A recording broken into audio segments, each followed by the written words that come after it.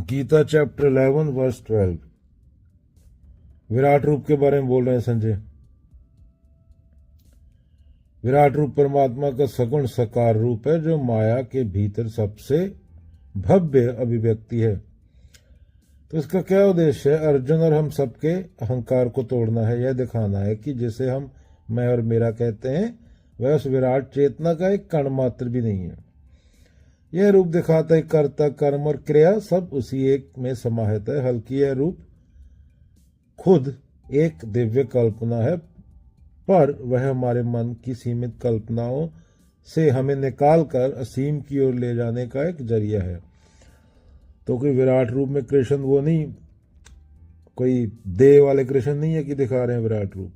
वो तुम्हें ज्ञान के जरिए कल्पना से निकालने की कोशिश कर रहे हैं, खुद को समझने के लिए बोल रहे हैं, असीम की ओर ले जाने की बात कर रहे हैं। तुम्हारे मन में सीमित कल्पनाएं है ना, उन कल्पनाओं को छोड़ो। विराट रूप माने उस तेज को देखकर बुद्धि हार मान लेती है और यहाँ बुद्धि समाप्त होती है, वहीं से श्रद्धा और अनुभव का आरंभ होता है। मान लो आप एक ऐसे व्यक्ति को इंटरनेट के बारे में समझाने की कोशिश कर रहे हो जो 18वीं सदी में रहता हो, जिसने कभी बिजली भी ना देखी हो। आप क्या कहोगे? आप कहोगे कल्पना करो कि दुनिया के सारे पुस्तकालय, सारी चिट्ठियां, सारे बाजार एक छोटे से डिब्बे में एक साथ आ जाएं।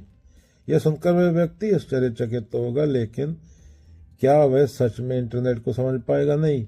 आपकी दी हुई उपमा बहुत छोटी है, क्योंकि असलियत आपकी उपमा से लाखों गुना ज्यादा बड़ी है।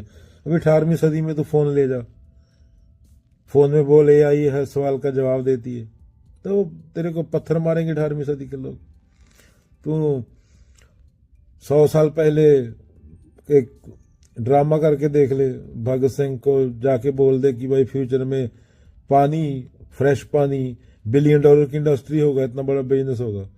तो भगत सिंह फांसी चढ़ने का अपना इरादा बदल लेगा कि आदमी इतना मूर्ख हो जाएगा, मैं किसके लिए फांसी चढ़ रहा हूं? मैं आदमी को याद करने की कोशिश कर रहा हूं मन से, और आदमी बेसिक चीज पानी भी खरीद के पीना पड़ेगा। वो बोलता है करो अपना काम, मैं क्यों फांसी चढ़ूं? तो विराट रूप माने संकेतक बात थी और कहीं चला गया। विराट रूप कोई पेशेंट बड़े हो गए दिखा रहे, वो तेरे को समझाने को, तेरे मन का अंधकार मिटाने की बात हो रही है।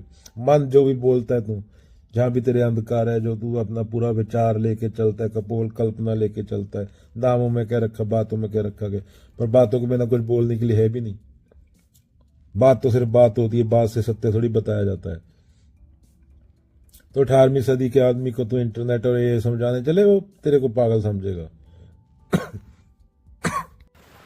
तो सच का तेज किसी सूरज में नहीं, तेरे भीतर है। तो वही चेतना है जिसमें सूरज चमकता है। सूरज दिखता है तो डूब भी जाता है, पर आत्मा सत्य का प्रकाश कभी डूबता नहीं। अगर तू उस प्रकाश को नहीं जानता तो 1000 सूरज भी तेरे ज्ञान का अंधेरा नहीं मिटा सकते। अगेन, विराट रूप माने अपने मन को सीम की ओर लेके जाना। कोई भी नाम ले लो, विचार को, अच्छी संगति से, खुद को ऑब्जर्व करने से, खुद के अंदर की बुराई मिटाने से। सूरज और दीपक, दीपक से रोशनी मिलती है, पर सूरज आने पर दीपक की जरूरत नहीं रहती। आत्मा का प्रकाश ऐसा ही है कि सूरज भी उसके सामने दीपक जैसा है। सपना और जागृति, सपने में सूरज उगता है, चमकता है, फिर डूब जाता है, पर जागृति में समझ आता है जैसा मन का खेल है। वैसे ही संसार का प्रकाश क्षणिक है, क्षण भर का है। सत्य का प्रकाश शाश्वत है, काल से परे। ग्लोबल वार्मिंग, इंसान सूरज की गर्मी से डरता है और मशीनें बनाता है, पर अष्टवक्र कृष्ण क्या बोलेंगे? अरे मूर्ख, गर्मी सूरज से नहीं, तेरी तृष्णा से बढ़ रही है। अगर भीतर का लोभ और लालच मिटा दे तो बाहर का ताप भी शांत हो जाएगा। तो सूरज से कंपेयर किया जा रहा है विराट रूप को किसी से। वो विराट रूप खुद को जानना है, खुद को। अगेन, तो विराट रूप, तो सूरज की एग्जांपल ली जा रही है। सूरज 1000 हो या लाख, सब बाहर के हैं अस्थाई। आत्मा का तेज क्या है? अनंत है, वही असली प्रकाश है। बाहर देखने वाला अंधा रहेगा, भीतर देखने वाला